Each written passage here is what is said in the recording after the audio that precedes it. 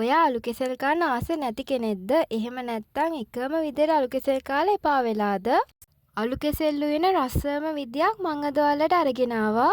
අපි බලමු කොහොමද හදාගන්නේ මොනවාද අපිට ඕන වෙන්නේ කියලා. subscribe කරලා වීඩියෝ එක බලන්න එකතු වෙන්න.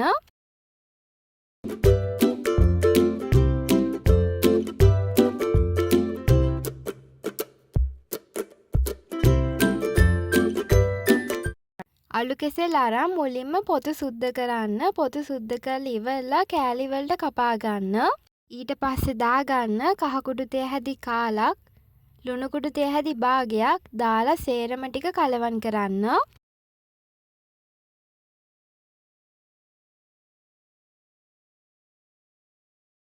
අලු කෙසෙල් ටික බැද ගන්න යමු. පොල් තෙල් දාලා තෙල් එක රත් වුණාට පස්සේ අලු කෙසෙල් දාලා බැද ගන්න.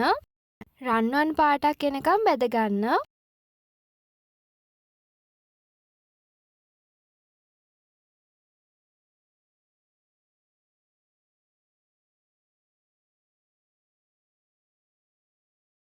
දැන් බැදිලා තියෙනවා. තෙල් ටික බේරලා ලිපෙන් එතට අරගන්න.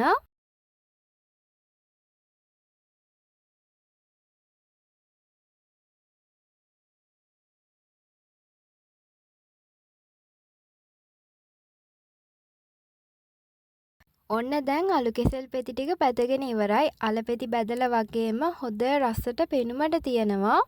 ඉතුරු වැඩ ටික කරගන්න යමු. භාජනයක් අරගෙන එකට දාගන්න බැදගත් අලු කෙසෙල් ටික. ඊට පස්සේ උඹලකට තක්කාලි, විහිළුණු, අමු මිරිස් දාගන්න.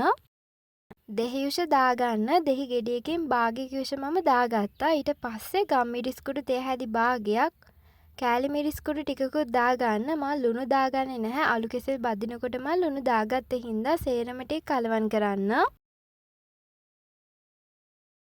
ඔන්න අපේ කෑම එක හදාගෙන ඉවරයි. වෙනද හදනවා වගේ නෙමෙයි. හරිම ලේසියෙන් හදාගන්නත් පුළුවන්. හරිම රසයි මේ රෙසිපි එක. ඔයා අනිවාර්යයෙන්ම try කරන්න. අලු කෙසෙල් කන්න අකමැති කෙනෙක් උනත් මේ විදිහට හදලා දුන්නොත් ආසාවෙන් කනවා. ඒ තරම්ම රසයි මේක. තවත් මේ වගේම ලේසියෙන්ම හදාගන්න පුළුවන් කෑම රෙසිපි බලන්න මගේ YouTube channel එක subscribe කරලා තියාගන්න.